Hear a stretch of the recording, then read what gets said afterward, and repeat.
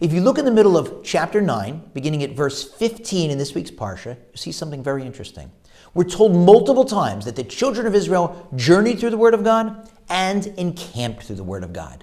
And we get multiple examples of the cloud lifting and rising, and they followed it, and then they'd camp, and then the next morning the cloud would move and they'd move again. Or sometimes the cloud would move at night and they'd travel at night. And other times the cloud would stay rooted in its place and they'd be somewhere for a while, weeks, months, even a year. Wild repetition. Just tell us, when the cloud would move, they would move. When the cloud would stop, they would stop. They encamped and they traveled through the Word of God. One commentator explains that this repetition is meant to teach us that all of their journeys and all of their stops and all of our journeys and our stops are through the Word of God. When you are cruising through life in the fast lane and everything's going well, that's through God. And when you are at times stuck in neutral or in park or worse, in reverse, that's also from God. About a year ago, I called a friend with a random question on a Friday afternoon, and he answers the phone. He says, "Harry, thank you so much for calling. By any chance, do you know anyone in?" And he named some random city. I said, "What's going on?"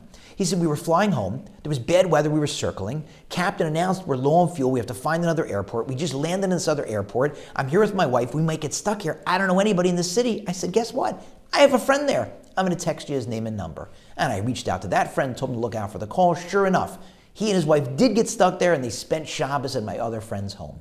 Think about it. My friend and his wife got off that plane in a random foreign city where they knew no one, and they did not have 1 minute worth of uncertainty because God arranged it that I would call the one guy my friend knew who had a friend in that city. God takes care of us on our journeys, but He also takes care of us, and He's also behind our stops. Sometimes there's traffic. Sometimes there is some unexpected delay. And that's also from God, and it was supposed to happen. But there's more. Another commentator explains that this was a lesson for them, and a lesson for their children, and a lesson for us. There were times in the wilderness that they arrived somewhere, and they stopped when the cloud stopped, and they unpacked, and they relaxed, they exhaled, and the next morning, you've got to be kidding me. The cloud is moving. We've got to move. Yes. And without complaint, they moved. And other times, the cloud would move at night, and they had to travel with their belongings and their children.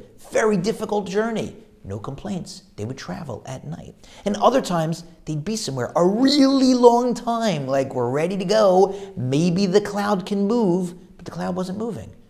And they didn't complain because they understood that sometimes in life, you want to go somewhere. You want to move, and you know it's not the right thing for you spiritually. You know God's saying, no, you stay right where you are. You should stay there, and the people there need you to stay there. And there are other times when you want to stay, and you know the right thing to do is for you to move, and God's saying, you got to get out of Dodge. You've got to go.